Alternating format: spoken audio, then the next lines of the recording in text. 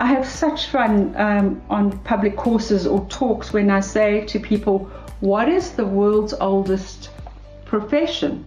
And invariably they say prostitution. That's not right.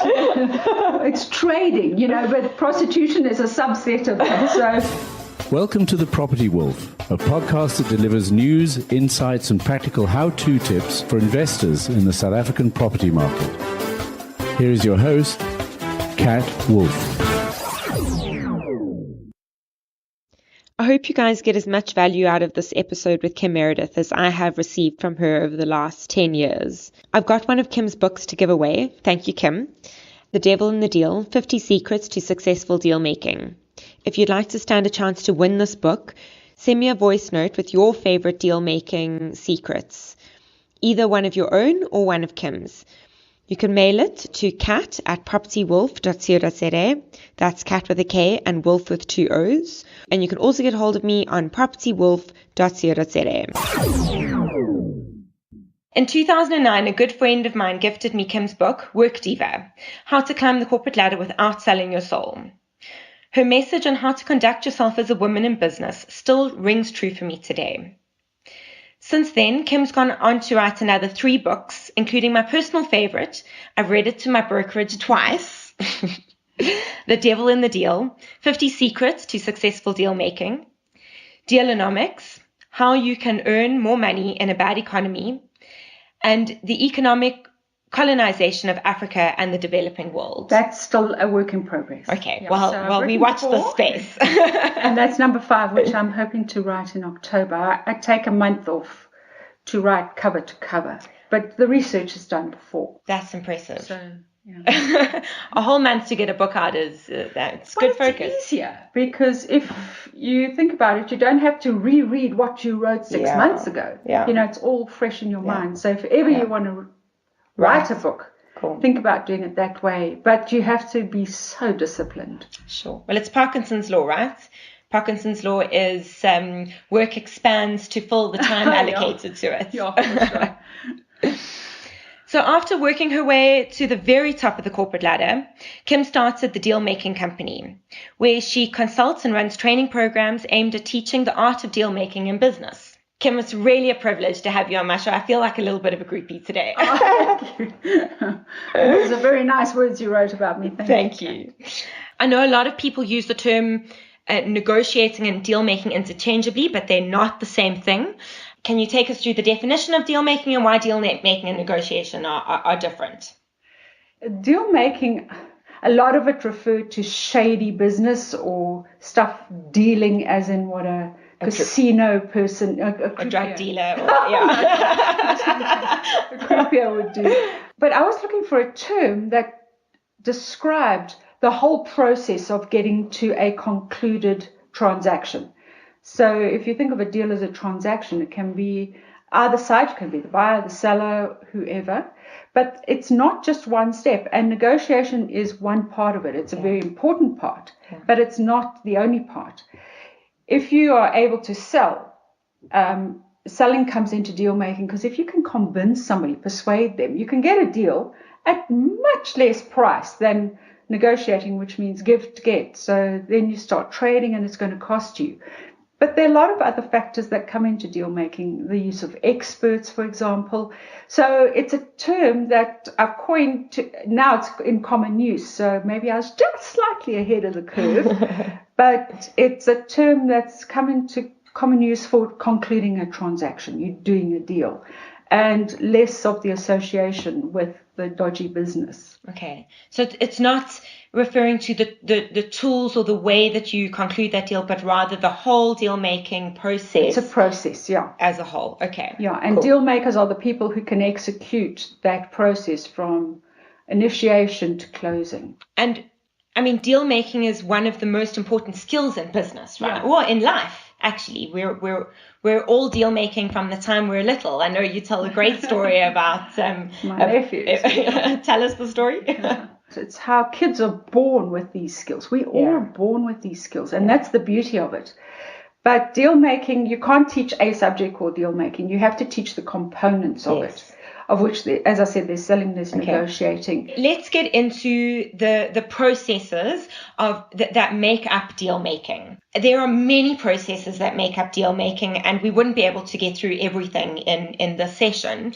But what I've done is I've taken, I mentioned that The Devil in the Deal is one of my favorite business books. Thank you. And what I've done is I've taken 10 of my favorite secrets to deal making, and I'd like us to just discuss it and maybe do a little bit of a masterclass as to what those 10 elements are.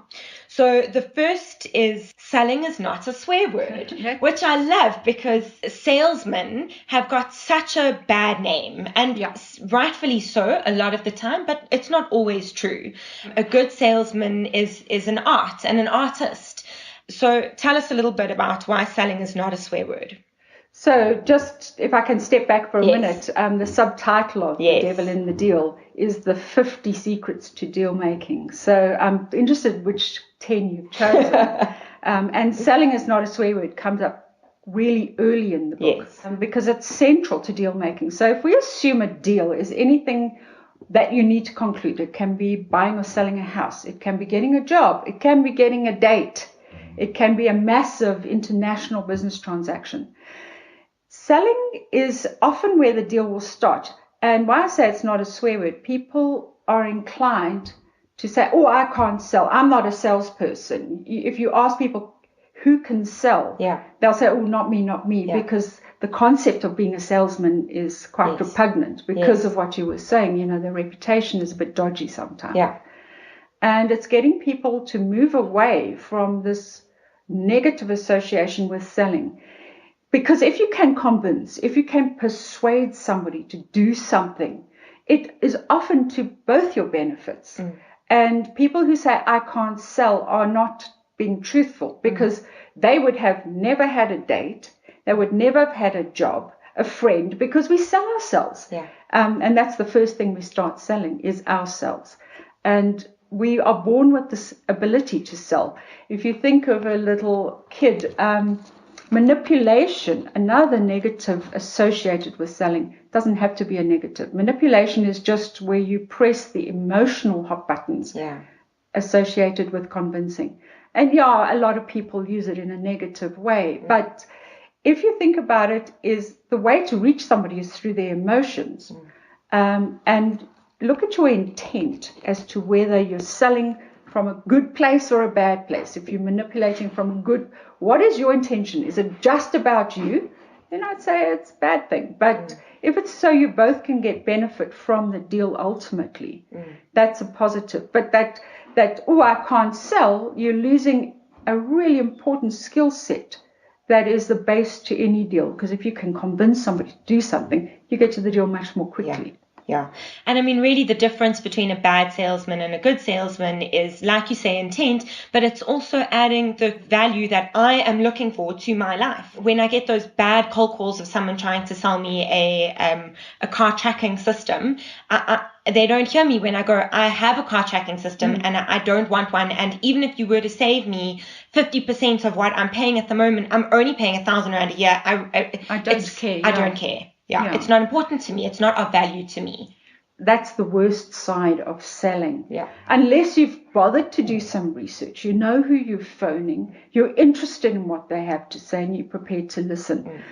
Listening is central to selling. It's not just about kissing the Blarney Stone and spewing forth something that you think somebody else might want to hear. It's actually about understanding the other person and giving them, overcoming their obstacles, their objections. People who sell that listen to your program will be familiar with the overcoming objections. That's central to selling. But think about it. If you can sell yourself, if you can sell, you're going to get the best jobs. You're going to get the highest salaries.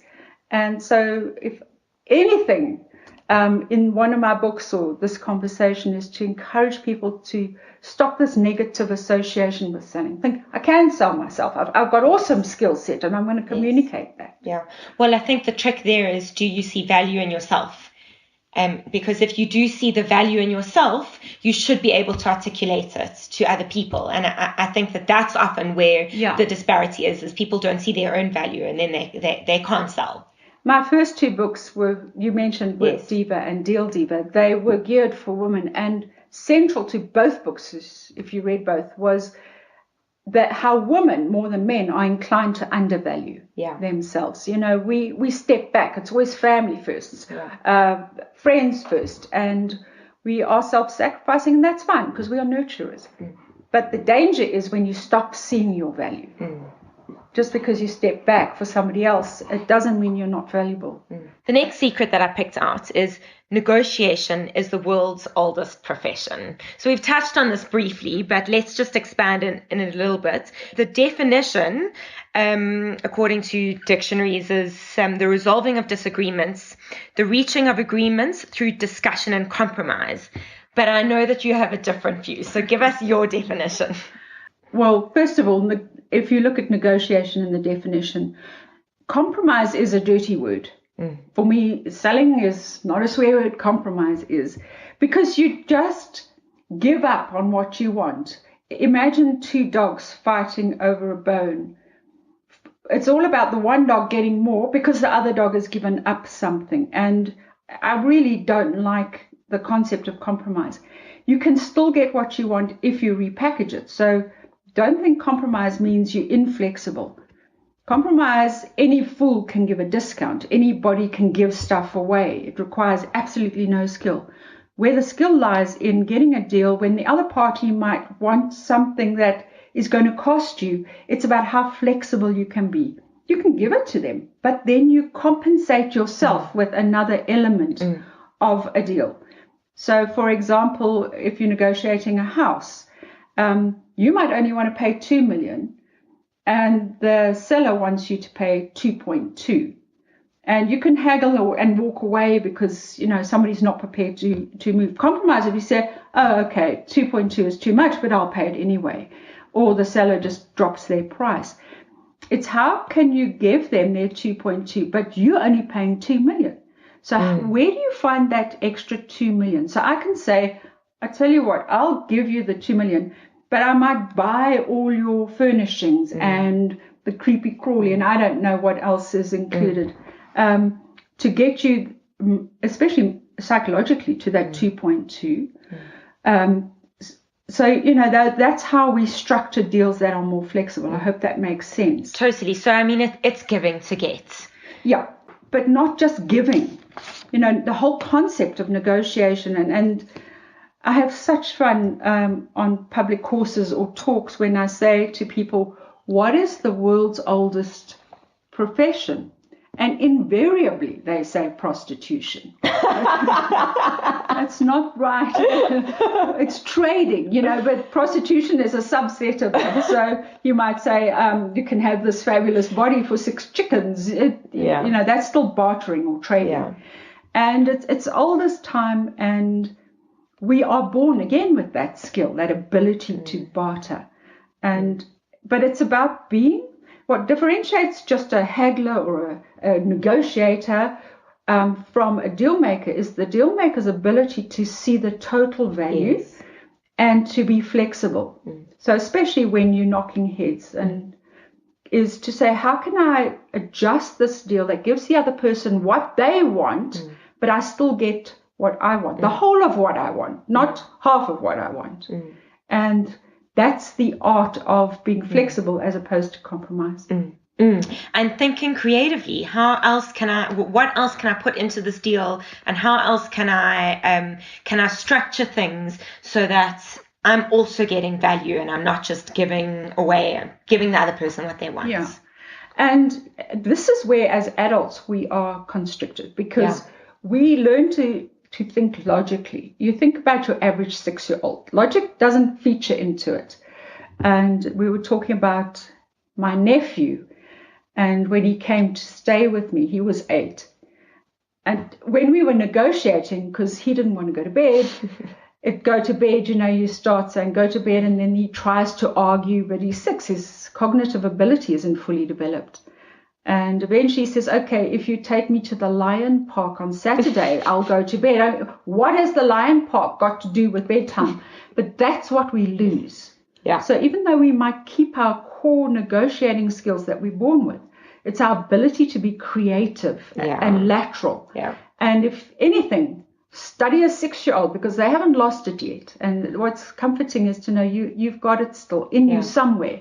But if people can stop being so logical, because logic is constricting. Yes. If you can think about any deal more creatively, you're more likely to get a deal. Yeah. The more obscure, the better. I mean, I remember once buying a house, we made an offer that had to include their dog. Oh my gosh. I just fell in love with this dog. So you wanted to buy the dog. They didn't want you to take the dog with the house. And they thought I was a lunatic, but I thought I was doing them a favor because they were moving overseas. I wasn't sure if they'd taken the dog, but I loved this dog. Anyway, we didn't get close enough on the price, so that one fell through. Oh, and the dog went with them, I hope. Yes, though the dog wasn't good for negotiation. That's awesome. I love that story. So that leads us beautifully into our next point, which is everything is open to a deal. Yeah, quite a difficult one because people say, oh, that's not negotiable. Yeah. And it just means you're pushing them a little too far. You've got to find another way of packaging the deal that they will find acceptable. But where I was going with that secret from the book was people say that their values are not for sale or their principles are not negotiable. Yes, in theory, because I really do believe everything is negotiable, but it depends. So, for example, would you pay a traffic officer a bribe to get out of a fine for using your cell phone? I hope you're saying no. Yeah. Of course I wouldn't. Or what if it's the person in the car next to you, and you're paying the bribe on their behalf? Are you removing yourself? But if it's your child or somebody you love that's now going to go to jail, or you pay a bribe, suddenly we start thinking, hold on, I don't want my loved one sitting in jail with some murderers overnight or for however long weekend. And we start changing our principles because of the situation. And I think if we accept that everything is, but there's a price, so you might not pay a bribe unless it's a matter of life and death. And that's fine. Just like that, accepting, again, as a deal maker, thinking, how do I get this deal? Not how do I block it? What needs to happen for me to agree to that? And to me, again, it comes down to being open-minded and not rigid in your views, being able to be flexible where you need to be, because things change, circumstances change, They do. Perspectives change. If you want to destroy a deal, just say no, or say that's not negotiable. And I'm hoping that you've picked deadlock as one of the secrets that we're going to talk about. I have. Okay. Because if you say no, well, that's not negotiable. If you're inflexible, if you can't think beyond what's on the table, you drive your deals into deadlock. And I spot an unskilled deal maker instantly because they say no, or that's not negotiable, or they play silly games like good cop, bad cop. Those are all signals to me that the person is not a skilled deal maker, and I'm going to have to guide them and give them ideas and open the flexibility up for them. Rather than thinking, oh, well, here we go, and walk away from an unskilled deal maker. They just need help. It's a skill to do that without letting the other person lose face. Yes. Again, it's often a gender thing. Men are going to hate me, and I'm not a feminist for this, but men are more attached to face and ego than women. Women will often sacrifice their face to get a deal that would benefit them. Okay. And yes, it's a gross generalization, but unfortunately, that's been my experience in business. Yeah. It's just that men are typically the deal makers in business. I mean, I've not done a lot of deals with women. I've done maybe 80% of my deals with men. It's just the reality of the world we live in at the moment. Yeah. More and more women are coming into the workplace, and you're seeing a balance. in my book, Deal Diva, I did a lot of research into why men and women are paid differently. And it's not just gender bias. Men are 4 times more likely to negotiate their first job's salary than women. So I think it's part of that testosterone-driven mindset, which I'm convinced I'm full of testosterone. Sounds like you are, too. I was going to say, you and me both. All right. People and donkeys are not all that different. I love this one. Coming up with the little titles for the 50 secrets. Which are awesome. Yeah. I can see you had fun. Essentially, the concept is that if you want people to move in a negotiating position, if you want them to move on the selling or buying price of a property, give them an incentive. So put a carrot. Don't assume it's always money. I think that's a classic mistake a negotiator will make, that a deal maker will understand, is people aren't necessarily money motivated. There's some fascinating research on it. But people respond to incentives. It might be free time. It might be autonomy. It might be your ability to self-determine. So, if you understand people's emotions, again, letting go of I can't, manipulation, emotion, bad. If you understand what is important to the other person, first of all, it's respectful. Yeah. Saying, well, what drives you? And then give them what is important to them. Don't make assumptions on their behalf. Yeah. That, they would want more money or less money. Yeah. Not always. You've got to ask the questions to get the information. So an incentive, a carrot, could be a non-financial means to get them drawn into a deal. And then you also speak about small carrots and big carrots and when to use the two. Yeah. Big carrots are typically things that are going to cost you a lot. And small carrots are things you use to massage the deal. So little adjustments, sweetness. And you would find a lot of them in your business because, the big one might be where you're going to build, or I don't know if you do development as well, or if it's, and, in that, the big stuff gets onto the table, and then somebody might feel this deal isn't favoring me, or I'm unhappy with this one little thing. And you've also got to have a range of carrots. So you've got to have the big stuff and then the small stuff where you massage the overall value of the deal. And what I often do is speak to, because I'm mediating, if you will, between parties. So I'm not often doing a deal for me. I mean, I get something out of it, but I'm helping 2 people get what each of them wants. And what I'll often do is try and understand what it is this person wants, or what would be a sweetener for them, or where they could give something. Same with the other person. And then I put those in my pockets. And I don't necessarily use them, or I choose the time that I'm going to pull this particular carrot out of my pockets.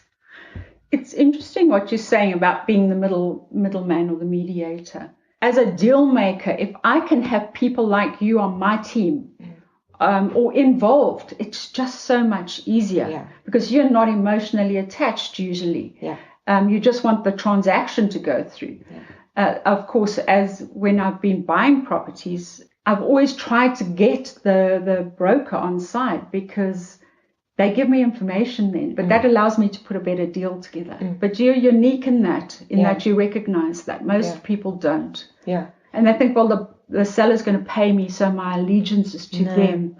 And the seller can't pay me if I can't get the buyer there. I need both parties to be happy, and only then do I have a deal. So, and in essence, both parties are paying me because, yes, on paper, the seller might be paying me, but the buyer is paying that money that's going to pay me. So, I really am working for all parties in that instance. We spoke earlier about there's different skill sets that are involved in deal making, and the ability to mediate is one of them, or arbitrate. And there's quite a big difference.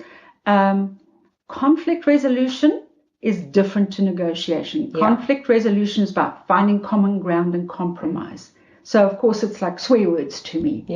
But mediation forms a part of deal making. when you get to conflict resolution, I think you've often, in my line of business anyway, I think you've lost the plot. It's broken down, yeah. And, and then you're going to have to decide if you're going to walk away or if you're prepared to get scalped. Yeah. By compromising. Cool. So my next secret is deals need to focus on value, not price. Warren Buffett said, price is what you pay, value is what you get. Yeah. And I like that definition, but it's maybe not enough to say, oh, well, there you go. Or what's your next question, Kat? Value, the first thing about value is it's not necessarily money. What I value in a deal is different to maybe what's important to you. So you've got to look at the overall value, including soft factors, which again brings us to emotions often or principles. But if we go back to the male-female argument, men all say this is the money, and they measure how successful the negotiation, the deal has been by how much the money is and the job title and maybe the car. A woman will often look at it differently, and women aren't necessarily paid less. If you think about a woman's got 3 children, and what's incredibly valuable to her is time. She might need more leave. She might need flexi time. She might need shorter working hours. And she will give up the quantum of the money to get those carrots, those little things that are important to her, like, oh, well, I can work from home on Tuesdays and Thursdays. So her money might look like it's less, but it's not necessary. She places a lot of value in that flexibility, in being able to be with her kids or bring her kids to the workplace. Some companies have a creche. Yeah. I'd like a creche for dogs personally. Me too. That would excite me in the workplace. But so it's about understanding what's valuable to you, and that gives you your flexibility. If it's just about price, you're going to run into each other. And understanding what's important to the other person. Is it their face, their ego? Is it about the price? So if you can understand what's valuable beyond just what the number is, it makes you a better deal maker. Yeah. Money is just one expression of value. It's not everything. Yeah. It's often quite an important one, but it's not the only one. Yeah. And if you look at the Forbes list, the world's richest people, and you try and draw patterns on them. They're predominantly male, to your point earlier. But they're a variety of ages. Some are educated, some aren't. Some inherited money, most didn't. And they're in different industries doing different things. The one common factor is their ability to do deals. And central to deal making is understanding value. Yeah. And they all can do that. So that is the commonality. Yeah. It's crazy to think when you say that how important deal making is, that it's not been a word until recently. It's crazy. Yeah. Everything in deal making is interconnected. If you are looking, you might think it's a simple transaction like buying a car, buying a house, selling a car, selling a house. You can't isolate the different components. You've got to keep the carrots into the mix. You've got to keep making a carrot cake. Exactly. You've got to. I love a good carrot cake. If you can persuade here, you can pay less there. So you can't separate the different skills or components of deal making. And there are lots of components. You just pull out what you need for that specific transaction. Don't try and use them all. Don't overcomplicate it. The KISS principle. But they are related. So value is related to your ability to sell or negotiate, or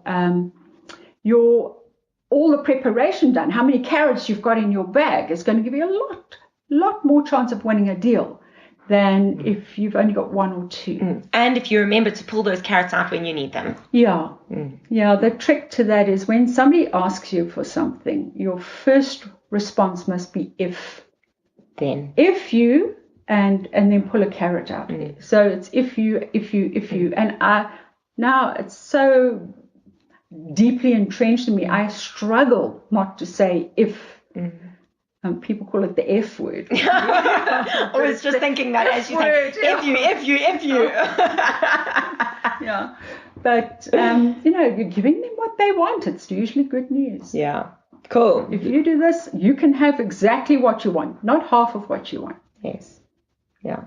And I mean, this is another point you make in the book that I haven't picked out as a specific secret, but we can have a quick chat about it to understand what the other person wants. How do you think you figure out what the other person wants?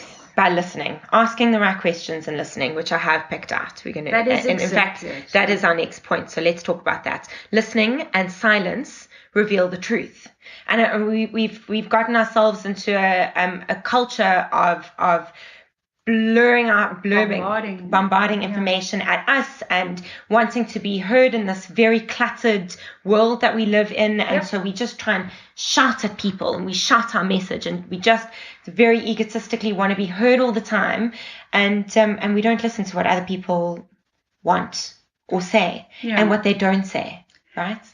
That's where that point came from. The original starting point for my thinking about keeping quiet.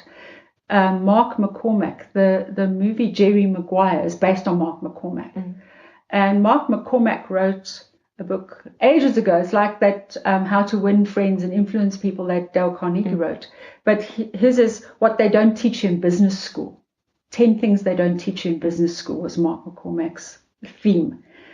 And he says in that book that when he interviews somebody, he just sits there and keeps quiet and looks at them, and they blurt out all sorts of things that they maybe didn't want to share, because silence does make people uncomfortable. Now, I think that's a bit mean. It's usually a conversation, but he illustrates the point, the value of silence. If you keep quiet, the other person will fill it.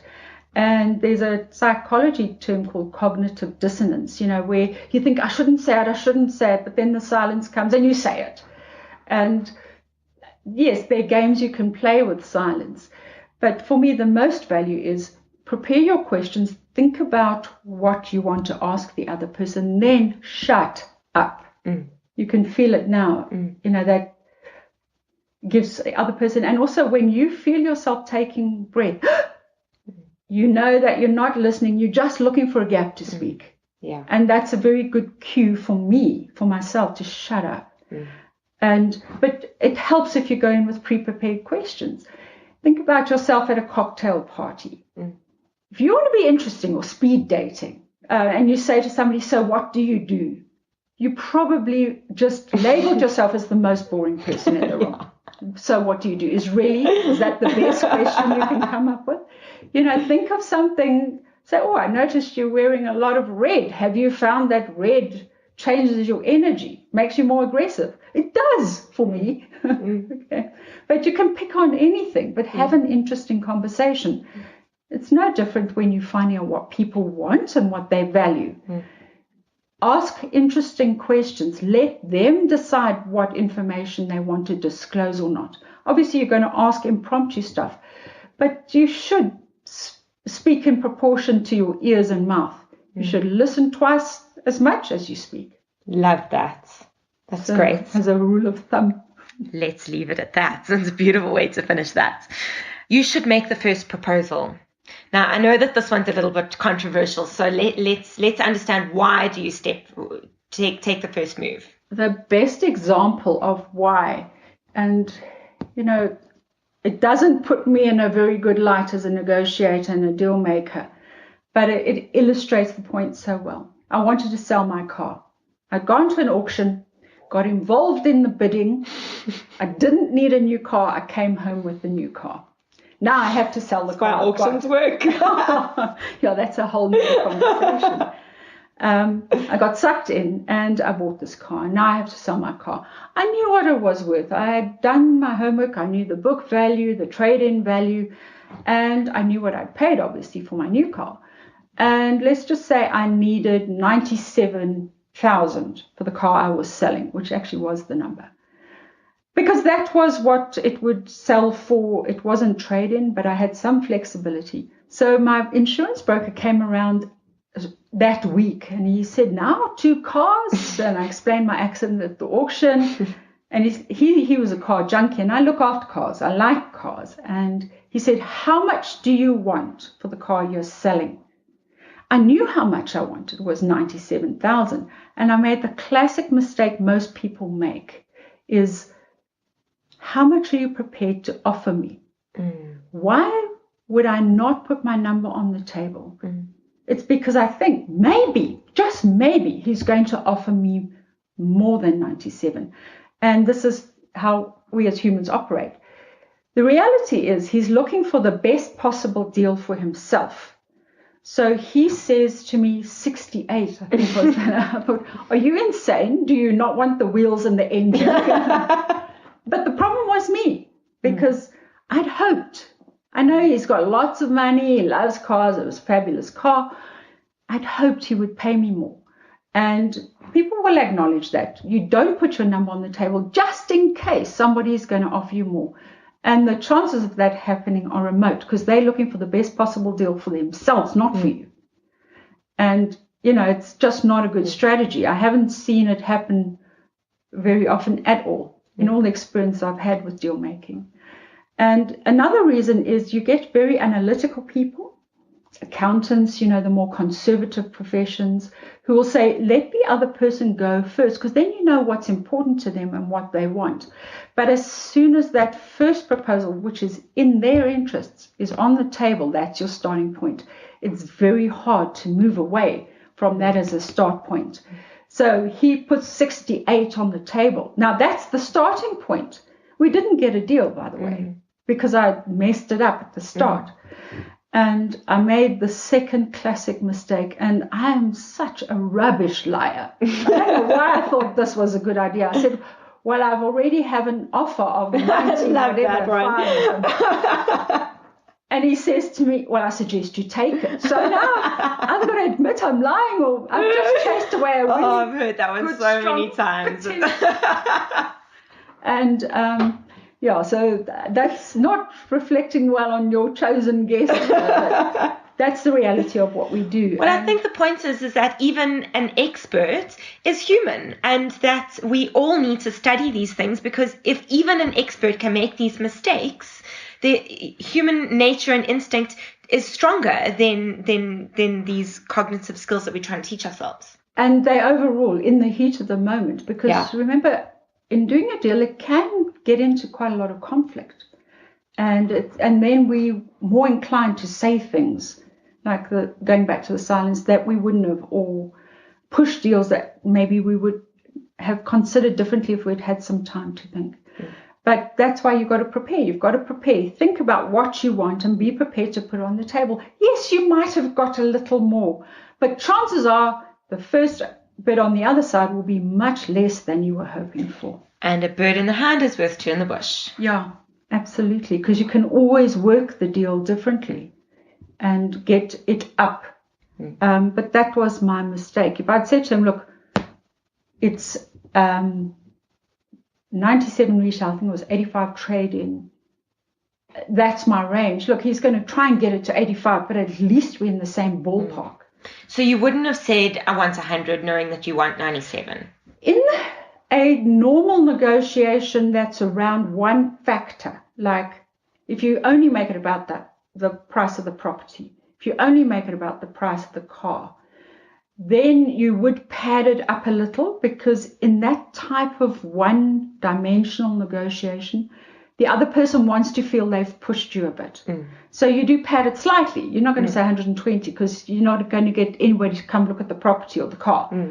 So you push it slightly, because they feel they've pushed it and they've won a little bit, and they're less inclined to keep pushing if you give a little bit and say, well, that's, if you're going to go below that, then we're going to have to start taking the hubcaps off. Okay. Or you've got to pay me cash now. Yeah. Go to the bank. And so you see that padding when it's a more simple transaction where you're inclined to haggle. Okay. And if you want to learn to haggle, the Oriental Plaza is the best. Or Thailand. Yes. Okay, cool. Our next secret is feel the rhythm of the deal. I love this because I always teach it to my brokers that it's really important to make sure that you dance the rhythm that the deal is dancing at. Yeah. As I said, it can get into conflict and then it's jarring. And that's why I like the analogy of the dancing, because if you're dancing well with a partner, you're reacting to each other's proposals. And in a deal-making context, they'll make a point, you'll make a point, they'll make a point. And then when it moves into the negotiation, you make a proposal, they make a counter proposal. So it'll look something like this. If you do this for me, I can do that. Well, if you do that for me, I can do this. Okay, if you can do this for me. So it moves between the two parties. Now, at the beginning, we spoke about people who are unskilled, and you have to open it up. You have to dance both parts. You have to be the lead and the person being led by giving them ideas. Otherwise, your rhythm goes. If your rhythm is wrong, you're putting your deal in jeopardy. But it's hard to explain because it's a feeling. It is a feeling. I agree with you. But you'll know when it's going well. You know when you've done a good presentation. You know when a sales call has gone well. It's an instinct almost. Yeah. I mean, sometimes I receive instant news about something, and I stop myself from relaying that message so quickly to the other party because I don't think that it serves the greater purpose of the deal. There are other times where you've got one party who is pushing, and another party who just will not give you any answers and does not want to move at your pace. And to manage that is very, very tricky. And I often try to explain to people that sometimes time is one of the most important elements in deal making, and you just have to be patient. Similarly, when you need to move and you need to understand that. But sometimes, exactly the same as leave the silence, let time pass. Let a little bit of time pass, let that person think about it, let them feel the loss or whatever it is, and let them come back to you in their own time. I've never thought about the way you're describing time as part of that rhythm, but you're absolutely right. But the one thing I do know about you is you are a skilled deal maker. I've heard too much about your deals. Thank you, Kim. So yeah, that's really interesting, is to think of the pace, especially as the person in the middle, of managing that pace. But if you slow things down, you will get a better deal. Yeah.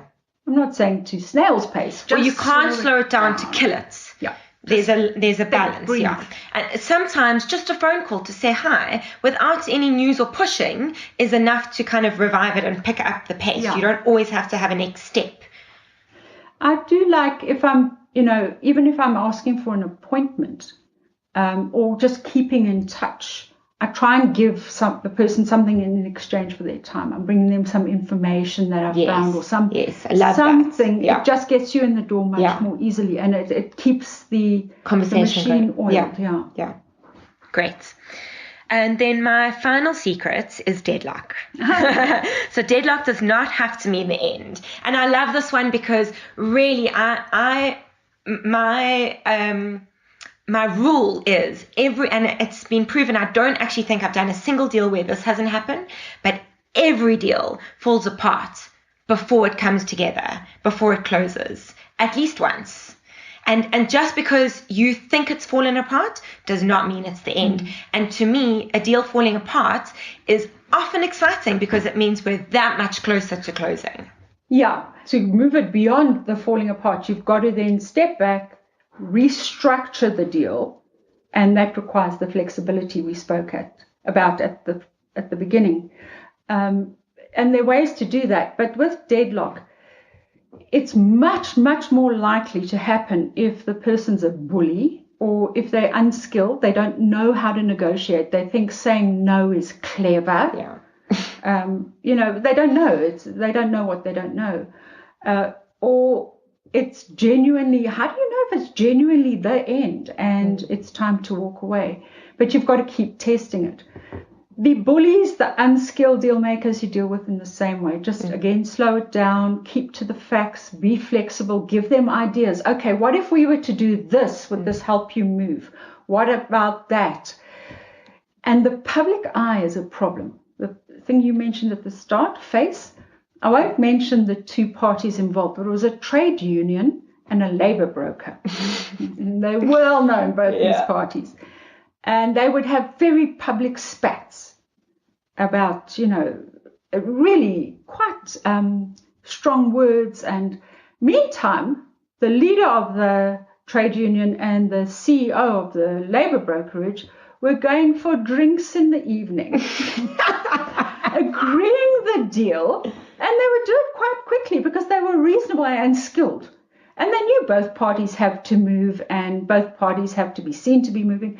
But the stakeholders, the union members, the contractors weren't happy unless they'd had a fight. Yeah. And they didn't value this quick transaction because they thought then their interests weren't being served.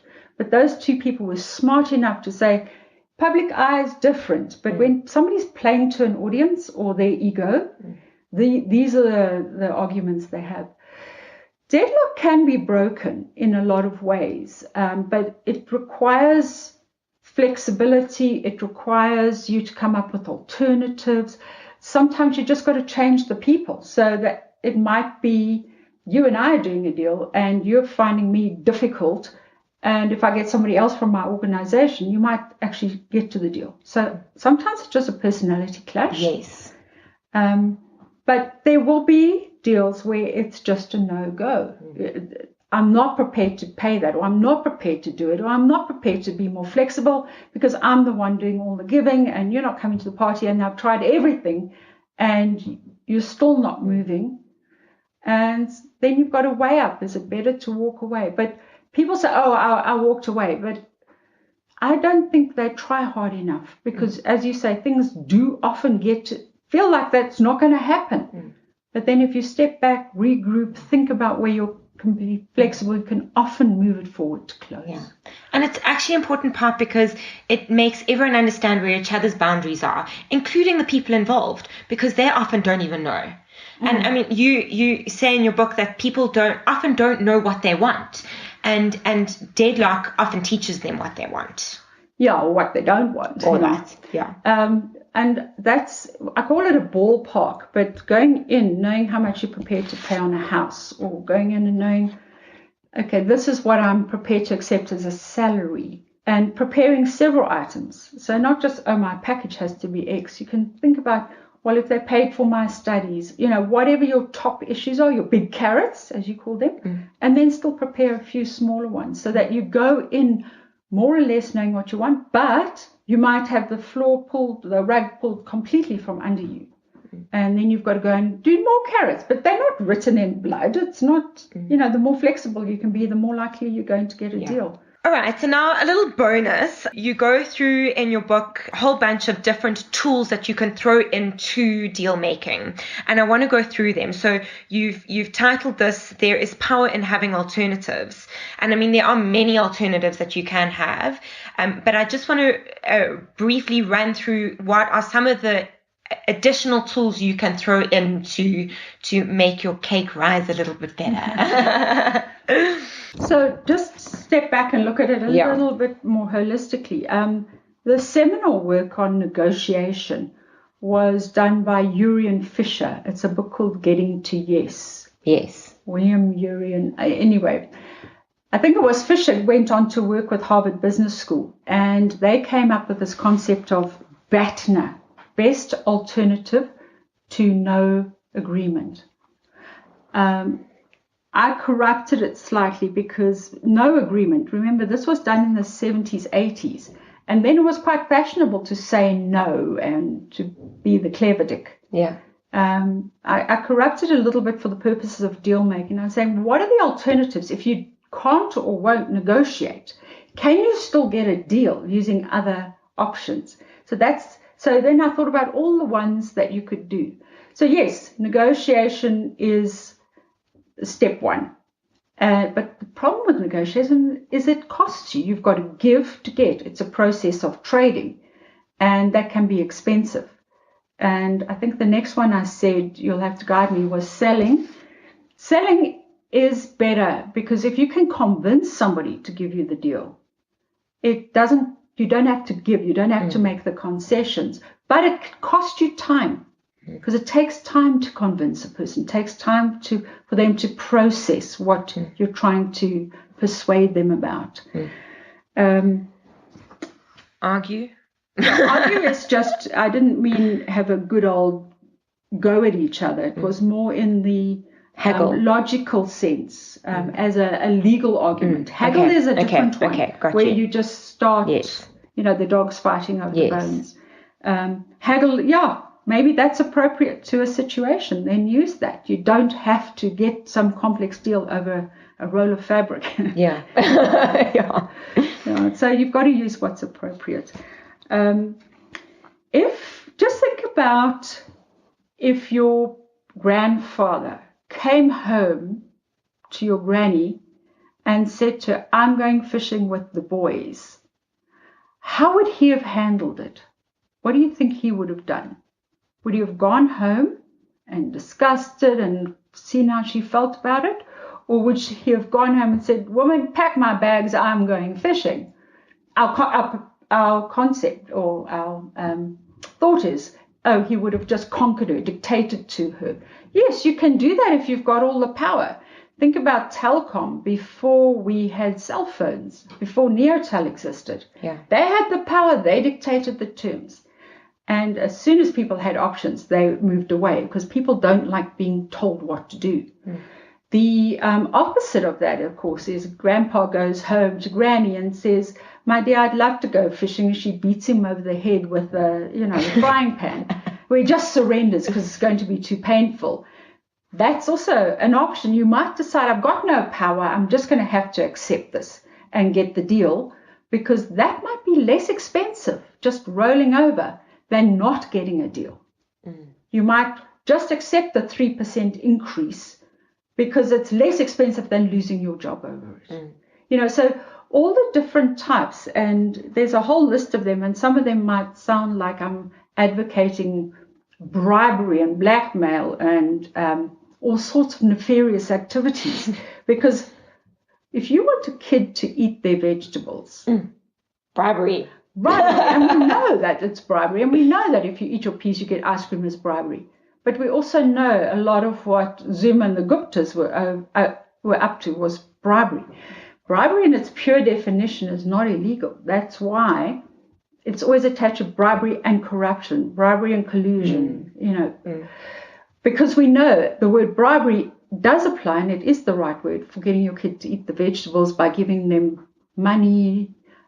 Please, God, you're not withholding love, like hugs, or you can give them ice cream, but so some of them, people perceive it again negatively, like selling. But I mean, bribery, when you're bribing your kids to eat their vegetables, it goes back to intention and what is good for them. Yeah. And in that case, you're doing it knowing that you're bribing them because it's good for them to eat their vegetables and it's in their best interests. Yeah. So as long as you're using it with the right intention, it doesn't have to be a bad thing. How do you get deals without selling your soul? You've got to look at your intention. Yeah. That is, what are you doing here? And saying, all right, it's just about me and I'm okay with that, then that's up to you. But if you want a long-term sustainable relationship, you're going to look carefully at your intent. There's a couple of things I've learned about. I don't do commercial property, so I've never had any experience in that. But if anybody's looking for tips on buying a home or selling a home, as a buyer, yes, I call it full hyena. I don't have to have a relationship with the person afterwards. So I'm going to go in for the best deal for myself. If I'm emotionally attached to a place and I think this is my dream home, I love it, and I don't want to lose it, I'll probably pay more than I would have had to. But if you can detach, and that's hard when it's your home, if you can detach, and the person is asking 5 million, you're not going to go in and say, well, 2 million if it's just come on the market. But if you're watching your market and you understand that house has been on for a long time, and if you're starting to befriend the mediator, the middle person, the agent, they will give you information if they don't think you're going to abuse it. And with this house that we currently own, the asking price was 5 million. But I wasn't attached. I didn't care if I won or lost. I liked the house, but it needed money spent on it. We eventually paid 2.2. Wow. That's ridiculous. That is ridiculous. But bearing in mind the opening prices is the seller's best possible price. And usually they get a clap or two from, because if it's a buyer's or seller's market, but they couldn't sell the house. It was too old-fashioned. I could see what we could do with it, but there's no ways I'm paying that price. But eventually I figured out they'd bought the house or built the house in the 80s when it probably cost them $80,000 to build. They didn't have a bond. They'd already bought a new place. They wanted to downsize. And everything was right to go in with that kind of offer. What I learned, though, I could always go up. I could make it 2.3 or 2.5. You can't go down in this country. But that's different in the UK. My husband and I wanted a property in London. Now, they're not used to the aggressive style of negotiation that a lot of South Africans tend to adopt, because we are quite an assertive nation. And we found a place that was on the market, I think, for £496,000 or something. And we ended up paying $293,000. First of all, it had been on the market. The guys who owned it fell out with one another. They just wanted to dump this thing. Again, waiting, finding the information. And we didn't start at 293, we started higher, but every time they jerked us around, we dropped the price, which you can do in the UK. But they didn't know how to react to this. That's amazing. Uber-aggressive offer. And, but then you've got to detach emotionally. You can't think, oh my goodness, I'm screwing the other party. Because that's not for you to worry about. In these types of transactions, if it's once off, you're never going to see the person again. Let them decide if you are screwing them over or not. Let them choose to accept it. But if you don't make it, you're not giving them the choice. You're making it on their behalf. And I think that's disrespectful. Yes, agreed. So make it. Let them say no. You can go up. In the UK, you can even go down. Don't do that in South Africa. It doesn't work. No. You're just going to piss people off.